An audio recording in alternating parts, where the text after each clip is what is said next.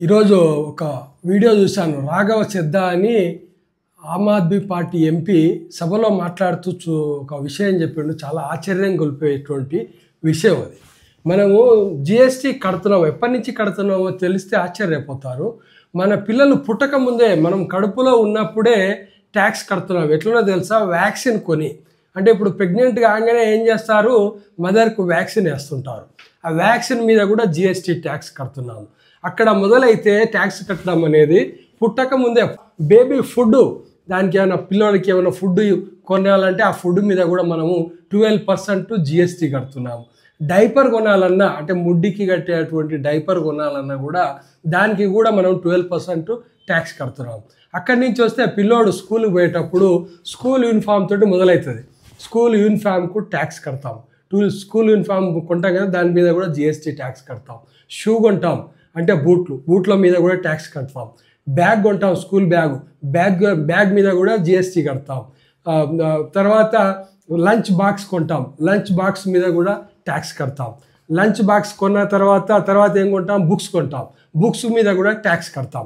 Books మీద tax కడతాము. ఇన్నిటి మీద పిల్లోడు స్కూల్ పోయే వరకే ఇన్నిటి మీద మనం ట్యాక్స్ కడతాం.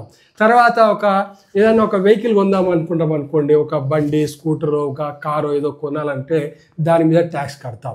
స్కూటర్ తీసుకొని బయటికి రాగానే పెట్రోల్ డీజిల్ వేపియాలి, దాని మీద ట్యాక్స్ కడతాం. దాని మీద ఈ విధంగా ప్రతి దాని మీద మన దేశంలో ట్యాక్సులు వసూలు చేస్తున్నది గవర్నమెంట్. అంటే ఒక వస్తువు కాదు, మనం ఇంకా అసలు ఇంకొక భయంకరమైన సత్యం చెప్తాను మీకు. సపోజ్ మనకు ఒక బియ్యం అడుగుతాయి అనుకోండి, బియ్యం రైస్ మిల్కి పోతే రైతు దగ్గర నుంచి రైస్ మిల్కి పోయేటప్పుడు రైస్ మిల్ వాళ్ళు మాత్రం రైతుకు మాత్రం ట్యాక్స్ వేయరు. రైస్ మిల్లులో తయారైనటువంటి బియ్యము డిస్ట్రిబ్యూటర్కి పోతుంది, వాళ్ళు ట్యాక్స్ వేస్తారు.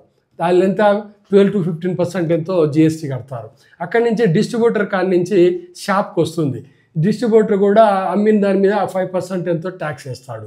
మళ్ళీ షాప్ నుంచి ఓట్లోడ్ కొంటాడు, ఓట్లోడ్ కొంటే హోటల్ వాళ్ళు కూడా ట్యాక్స్ కడతారు. షాప్ వాళ్ళకు హోటల్ వాళ్ళు వంట చేస్తారు, వంట చేసి అమ్ముతారు మనకు, దాని మీద కూడా మనం ట్యాక్స్ కడతాం. అంటే ఒక వస్తువు మీద దీని మీద 5 సార్లు మనం ట్యాక్స్ కడుతున్నాం. ఇది మన దేశం యొక్క పరిస్థితి. కావాలంటే మీరే राघव चद्दा ఏం మాట్లాడాడో వీడియో పెడతాను, చూడండి. बच्चे के पैदा होने से पहले, उसकी आंखें खुलने से पहले जो उसको वैक्सीन अस्पताल में बचपन में बेबी फूड जो खरीदा जाता है उस पर 12 से 18% जीएसटी जाता है। तो स्कूल जाने पर यूनिफॉर्म से लेकर जूतों, स्कूल बैग, लंच बॉक्स सब पर जीएसटी लगता है। 12% जीएसटी नोटबुक पर लगता है, 18% जीएसटी स्टेशनरी आइटम पर लगता है। जब गाड़ी खरीदता है तो जीएसटी देता है।